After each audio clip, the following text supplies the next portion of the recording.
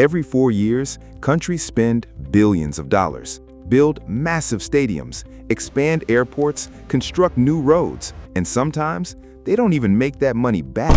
Sounds like the worst investment ever.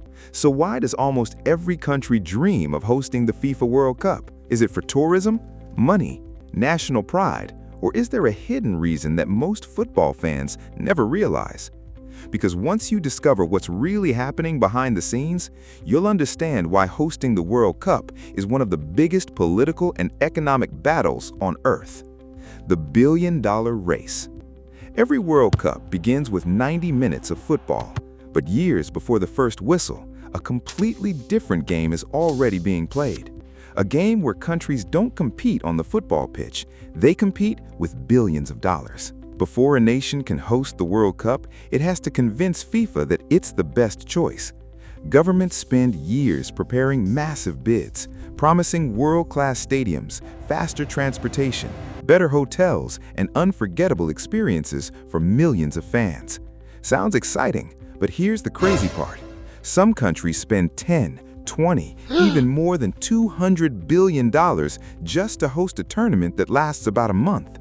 Imagine spending the cost of an entire city for just 30 days. So why would any country agree to that? Because they believe 1 month of global attention can change their future forever. Millions of tourists, billions of television viewers, and the entire world's media all focused on one country. For a few weeks, it becomes the center of the world. But is all that attention really worth billions of dollars? Or is there something even bigger that countries are actually buying? And that's where the story gets really interesting. At first glance, hosting the World Cup seems like the perfect business deal. Millions of tourists arrive. Hotels are fully booked. Restaurants are packed. Airlines sell more tickets. And local businesses make millions. So, hosting the World Cup must be incredibly profitable, right? Not exactly. In fact, many countries never recover the money they spend. Some stadiums that cost billions end up almost empty after the tournament. They become what experts call white elephants, massive, expensive stadiums that hardly anyone uses anymore. So if countries already know this, why do they keep bidding? Because the biggest prize was never ticket sales. It was something far more valuable, the world's attention. For one entire month, billions of people don't just watch football, they watch your country, your cities, your culture, your technology, your hospitality. It's like running the world's biggest advertisement, except instead of lasting 30 seconds, it lasts for an entire month. And once you realize that, everything starts to make sense. But even that isn't the biggest reason countries fight so hard to host it. The real game, power.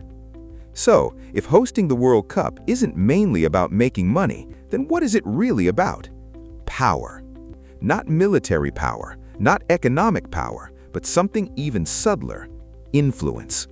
Think about it.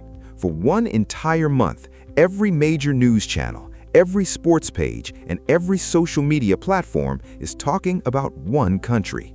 That's something no advertising campaign can buy. Hosting the World Cup gives a nation the chance to introduce itself to billions of people. It's an opportunity to say, this is who we are. This is what we've built. Come visit us. And sometimes it's also a chance to change the way the world sees them. That's why countries invest in modern airports, faster transportation, beautiful stadiums, cleaner cities, and massive infrastructure projects before the tournament begins. They're not just preparing for football fans, they're preparing for the world's first impression. Because one successful World Cup can reshape a country's image for years. But here's the twist. Not every World Cup has a happy ending. Some countries gained global respect. Others were left with empty stadiums, huge debts, and one painful question: was it really worth it? So, was hosting the World Cup actually worth it? The answer depends on one thing. What was the country trying to achieve? If the goal was to make billions in profit, then for many nations, the answer is no. But if the goal was to put their country on the world map, attract tourists, inspire future generations, improve infrastructure, and show billions of people what their nation is capable of, then the World Cup becomes something far bigger than a football tournament. It's a global stage, a month where one country becomes the center of the world's attention. And that's something very few events can ever offer. Which is exactly why every 4 years, countries don't just fight to win the World Cup, they fight for the chance to host it.